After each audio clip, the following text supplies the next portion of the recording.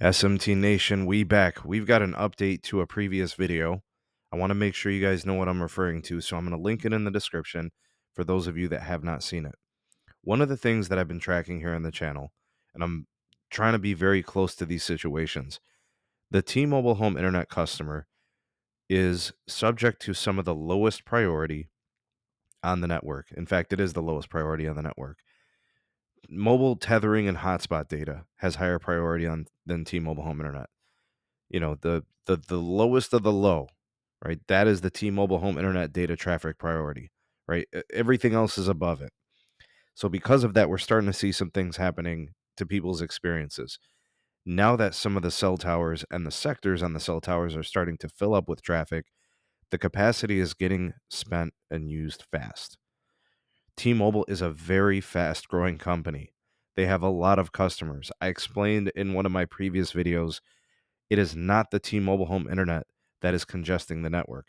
It is the organic mobile usage and the expanding mobile customer base. They're just growing too fast for their own good. The network can't keep up. T-Mobile's not really doing small cells yet to scale, and they're not doing anything with mmWave. They have yet to do anything outside of just upgrading the N41 sites with, trying to upgrade all sites and then upgrading backhaul where they can afford it. And they're not even really scaling that appropriately, right? They're doing it in some places, which is commendable, but they don't have the CapEx and they don't spend the money to appropriately do this.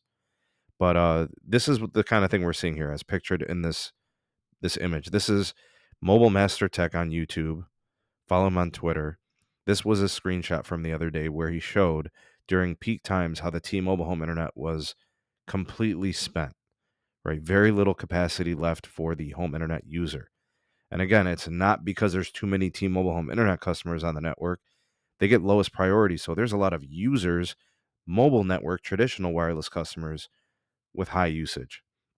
Magenta MAX, free lines, organic growth, Sprint customers, it's all of it. It's the whole thing, right? So this is what happened. He said that previously, he was getting much faster speeds, several hundreds of megabits per second downlink and, plenty good uplink. And it's starting to slow, right? They're just growing too fast. So this was a few days ago. Now check this out. This is a speed test just recently. I think he reported this today. It looks like T-Mobile has gone ahead and upgraded the fiber optic cable to a higher capacity circuit today. This is great. Look at the speeds. 1.4 gigs down. Incredible throughput. 159 megabits per second up. This would be an off-peak test for him, right? Looks like about 7 in the morning. 15 millisecond ping, 3 millisecond jitter. Great performance from T-Mobile there, right? Now, this, I don't know if this is the Wi-Fi. I think this is on-device data. I just want to make sure you guys know that.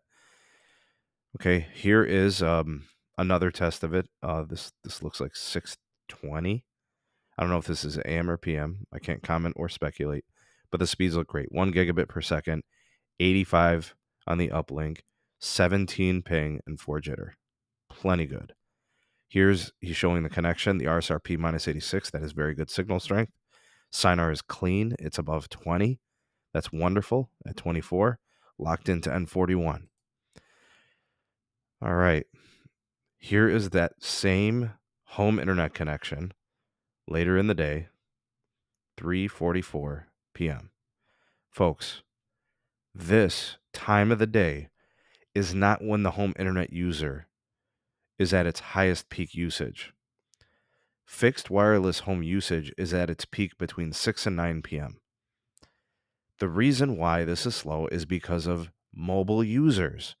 Peak mobile usage is between 12 p.m. noon and 6 p.m. evening, like towards the end of the workday and after work. Okay, so you're down to 53 megs and 10 up, even after the fiber upgrade. See the Wi-Fi, it's connected to the home internet product. Here it is on his handheld.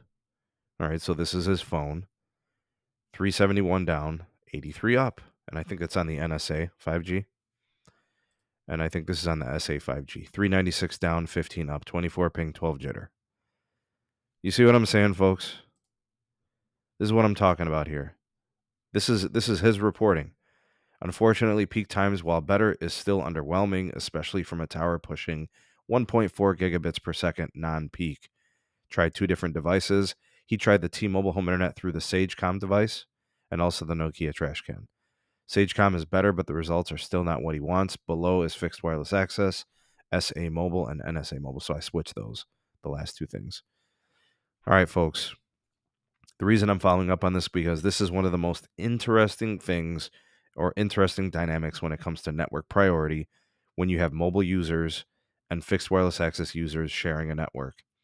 But this again confirms the T-Mobile home internet user is not the problem. It is the organic mobile user and the deprived nature of the T-Mobile home internet. They are going to give you very little throughput if the demand on the towers are high and there's a lot of mobile users on there. At this point in time, I can tell you guys with confidence, the only way you should be considering the T-Mobile home internet product and service is if you have a low usage, modernized cell tower from T-Mobile. When I mean low usage, meaning not a lot of Magenta MAX customers, not a lot of mobile users. Hopefully it's a place where AT&T and Verizon are both pretty good so that the customer market share distribution is pretty even and balanced. But in a city or a market where T-Mobile has high share, signing up for T-Mobile home internet is a risk. You're likely to see incredibly high DPRIO network management that is very aggressive. And I think things like this are going to become more common. You just simply have to come to the realization that while T-Mobile's pricing is fair and their willingness to serve customers with a dual purpose network is commendable, they are simply not going to give you a dedicated home internet experience. They're not willing to do it, at least not today. Can things change in the future? Yeah, they could, but I'm not going to speculate on what could happen. We're just going to call a spade for now. The only way the T-Mobile home internet is to recommend is if you really hate your cable company, trash DSL, right? Those types of things. And then, maybe it's replacing, a satellite operator or something. I don't know. But you're not getting a dedicated performance expectation. Verizon can give you that. They'll guarantee you, like up to 300 megabits and, that traffic is on a dedicated, network core. Right. So look, I'm not telling you how to spend your money, but these are important things about consumer information that you should know. You have a right to know. And hopefully you understand. And if this helped you understand the way this works, then please, by all means, rate this video, give it a like, and then share it to others. You might be able to help them understand how things are going. And big shout out to Mobile Master Tech. Thank you for sharing it. It's incredible. Even after the upgrades, not much changing for the home internet consumer, more so changing for the mobile user, their advantage, right? Interesting stuff. Like, share, and subscribe for more, and turn on the bell notification icon to never miss an upload. Links in the description for all things going on with the channel. My Twitter, my Gmail address for all business inquiries. And big shout out to my Patreon supporters and my YouTube members, making all the content on this channel possible. Thank you for supporting me on all these platforms. And I'll leave you with some words of positivity here as we head out this video. Every new day is an opportunity to be great. Go out there and be great. Thanks for watching. See you all in the next one. Peace.